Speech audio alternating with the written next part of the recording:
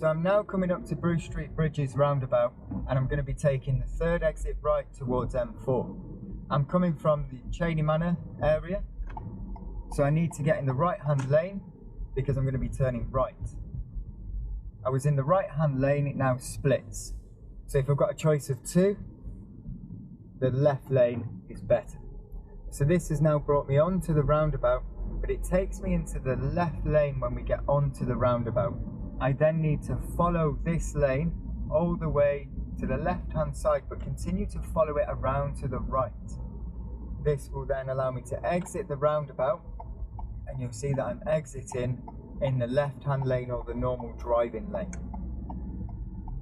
If I'd have got into the right hand lane on approach, I would have now exited the roundabout in the lane next to me to my right, and again I'd be looking to do a lane change over to the left to get into the normal driving lane.